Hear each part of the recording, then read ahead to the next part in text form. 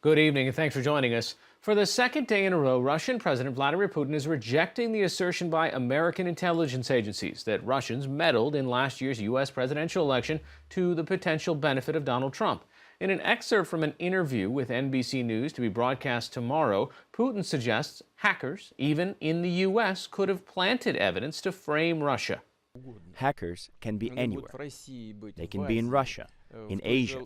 They can even be hackers, by the way, in the United States, who very skillfully and professionally shifted the blame, as we say, onto Russia. Anti-Trump demonstrations in Washington and many other cities today staged what they called marches for truth, demanding answers on election meddling and the release of the president's tax returns. At the same time, supporters of Mr. Trump and his decision this week to withdraw from the Paris Climate Change Accord rallied outside the White House. As a special counsel ramps up his probe into Russian hacking and possible collusion with the Trump campaign, one pending question is why the Trump administration has considered lifting economic sanctions on and returning seized diplomatic compounds in the U.S. to Russia. Yahoo News chief investigative correspondent Michael Isikoff reported on that angle this week. Joins me now from Washington. So let's talk a little bit about these economic sanctions.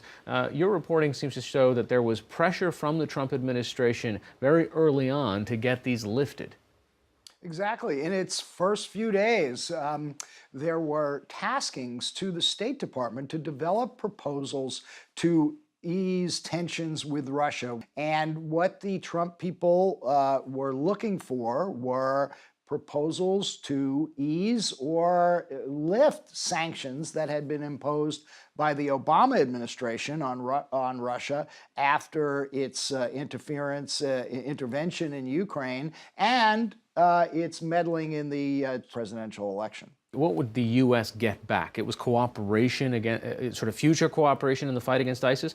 Right. That was what disturbed so many people in the State Department. These sanctions were imposed for specific reasons as a punishment. And without an acknowledgement of that, without an agreement by the Russians to live up to the Minsk Accords in Ukraine, to end the violence there and acknowledge its role in the election, these were seen as unilateral concessions to the Russians. Subsequently, there was actually pushback from Republican members like Lindsey Graham, who said that we shouldn't go out of our way to give them something for nothing. There was a fierce bureaucratic infighting that took place as a result of this. Folks who got these tasking orders, people who were aware in the government, who were aware of what the Trump White House was looking to do or exploring to do, went to allies. Dan Fried, a veteran State Department diplomat who was the coordinator for U.S. sanctions policy, was still there, still at the State Department. Tom Malinowski, who had just stepped down as Assistant Secretary of State, and alerted them to what it looked like the Trump White House was about to do. And then Fried and Malinowski then went to allies on Capitol Hill, Senator McCain's office, Ben Cardin, the ranking Democrat on the Senate Foreign Relations Committee, and prodded them to push legislation that would effectively block the Trump White House from doing this, to codify the sanctions so they could not be unilaterally lifted by the White House. This is a part of a larger pattern of an interest or an instinct the administration has toward Russia? I think it's a big missing piece of the puzzle. We've talked a lot for months now about whether there was collusion between members of the Trump campaign and the Russians in its meddling in the election.